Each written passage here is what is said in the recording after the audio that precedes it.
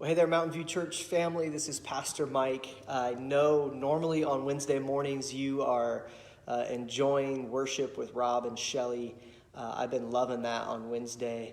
But we're going to change things up a little bit this week for a number of reasons. One of those is I want you to know, I want to tell you as her boss and as her friend that this season that we're in has been tiring on all of us, I think, even not just us as staff, but even you watching this. Like, there's so much content, there's so much time spent online, and a lot of us are having to learn new things. And one of those is video production and editing and all of that. And Shelly has been doing all of that pretty much on her own because she's so talented, and she's the only one on our team that knows how to use Premiere Pro software and all of that. And so I basically went to Shelly this week and I just said, you're getting the week off.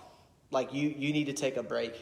I love you. You're awesome. I know you would do this until you couldn't, but I need you for the long haul, and we all need to take a breather. So all of us this summer as a staff are finding a week or two here or there to just kind of downshift, get off our phones, get off our computers, and relax. And this is Shelly's week. I'm just making her take a break, okay? So I'm sure she would have loved to have been with you all this morning, but instead, you're stuck with me, okay? And because of that, because of what I just shared, this Sunday is going to look a little different, and I want you to be aware of this. Hey, Haley, I hope you have a great day too. I want you to be aware of a couple things this Sunday that are going to be different, and I want to give you a heads up on that. We will still have an online service, so here on Facebook or on YouTube at 10 o'clock on Sunday, you can gather with others around the county and worship in word. And we're actually going to be taking communion together wherever we're at. I'm going to lead a short liturgy and reading, and we're going to talk about communion and what it means and why we do it. And we're going to celebrate communion together, or Eucharist, or Lord's Supper, okay, however you grew up referring to it. So I want to give you that heads up. Make sure you have some crackers, some bread, juice, wine, water, whatever you want to use. If you don't have anything, I want you to know we bought these right before the coronavirus outbreak. These are prepackaged. There's actually a wafer at the top that you can take, and then there's juice in the bottom. We have about 250 of these that we had just purchased. And so if you want something like this to take communion on Sunday, please let me know. We can find a way for you to come and pick one up for you and your household. We would love to do that. But you could use whatever you have, okay? So make sure you're ready for that on Sunday morning. And then it's going to be a little shorter. We're going to just kind of do that together on Sunday morning. And the reason why is because I want to invite you to tune in at 4 o'clock, this event you've probably seen us talk about on here called Together. It is an event sponsored by our denomination, the Wesleyan Church, where our general superintendent is going to be praying.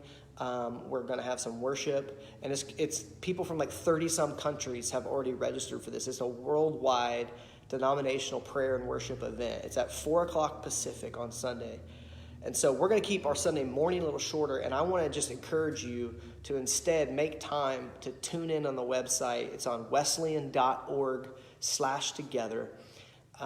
And join us at 4 o'clock for that. I've been praying about that. I'm so excited about this event.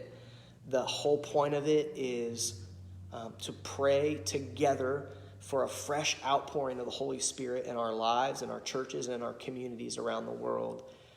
This Sunday marks what's called Pentecost Sunday in the church calendar. It's the day that we remember when the Holy Spirit fell on the early church in the book of Acts. If you read about it in Acts chapter 2, we're going to talk about it on Sunday morning.